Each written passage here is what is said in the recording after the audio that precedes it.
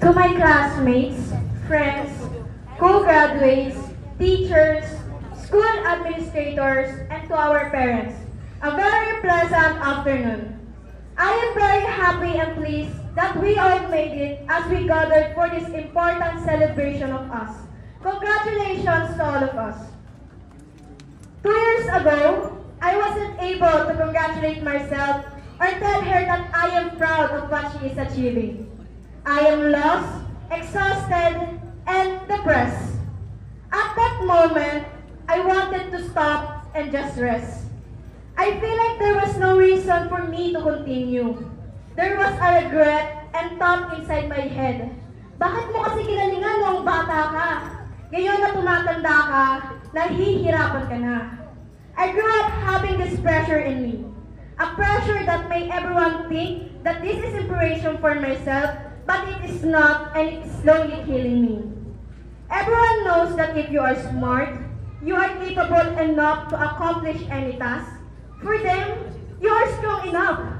But in reality, they don't know the struggles behind all of it. Although, I grew up in an environment where I don't need to bring home medals and certificates. It is hard for me to not do, because I am a child who wants to make my family proud, even until I exhaust myself. I want to repay all the effort and sacrifices, and most importantly, to make them proud, which is happening now.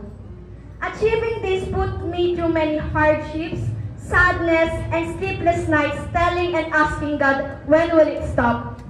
But He gave me signs and reasons that gave me so much hope. God gave me another chance to see the surroundings around me and tell myself how lucky I am. I am sharing this story of mine to each student here with me. We all know we still have so many stairs to step on. We still have so many tasks to do. But you are who you are. Always trust yourself that you can do it. Do not outdo what you're just supposed to give and try. Just do what you can do and give your best, because God will do the rest. I am also here to thank all those people who helped me throughout my journey here at MISB, because this is not possible without them. To all our teachers, thank you. To those subject teachers of mine who teach us lessons every day that will help us for our future. My 4 years in high school gave me so much knowledge, and it will be the reasons behind all of my success. To our advisors in those years, Mr. Gabriel Reyes, Mr. Jumil Petra Horta, Ms. Mara Yaon, and most especially to our now class advisor, Mr. Dennis Di Mayo. Sir Dennis, thank you so much for encouraging us and helping to become the better version of us. Thank you for teaching us in academics, and thank you for believing and trusting us that we can do everything. We appreciate your words that help us. We know that this school year has been so dreadful. But because of your one step at a time, mga anak, we accomplish everything at a time. Without you, our teachers, we will not be able to reach this point. All of you are truly one of the reasons for our success. Thank you very much.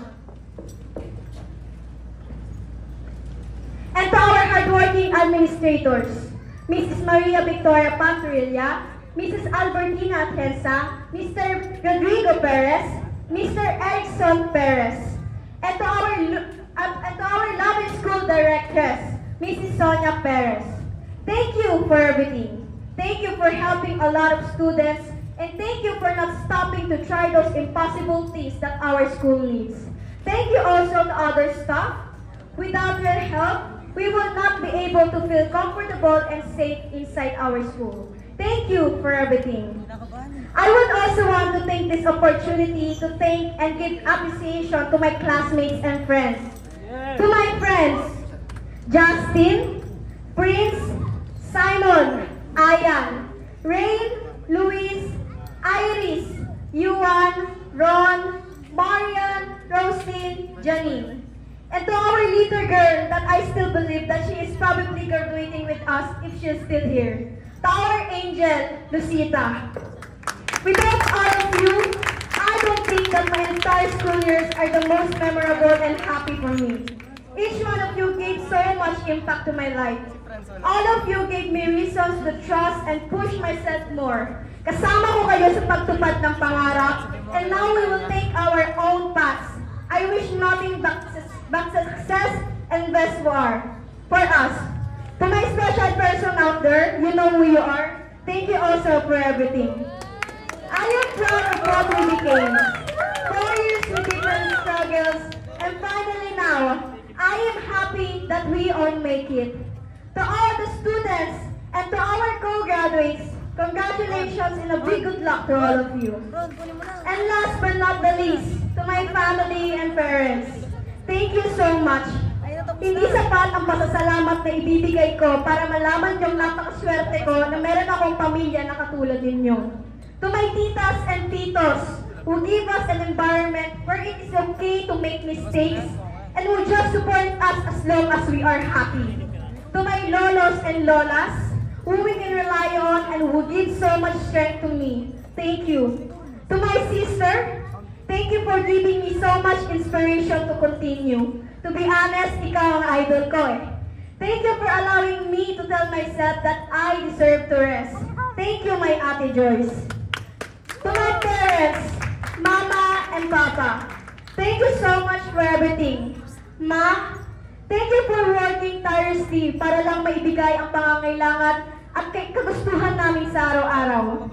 I have witnessed all of your struggles and pains na itinatago mo sa amin para lang hindi kami mag-alala.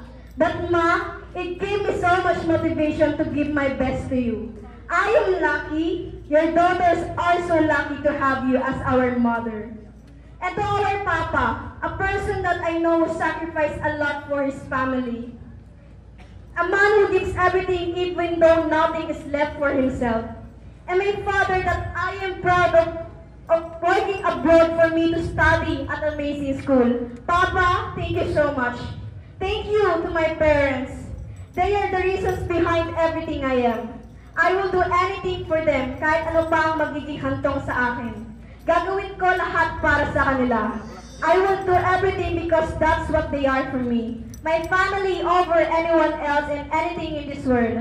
Again, to my dear loved ones, thank you very much. I would also like to thank God Jehovah. He is the big reason for what I am, for everything I have, and to our success.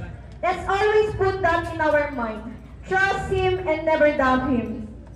To everyone who is here with us, I would like to leave a message. Do not stop if you feel tired. Do not blame yourself for every chaos you are encountering. This is our life that we need to live on. Just choose to be kind and peaceful. Everything happens for a reason.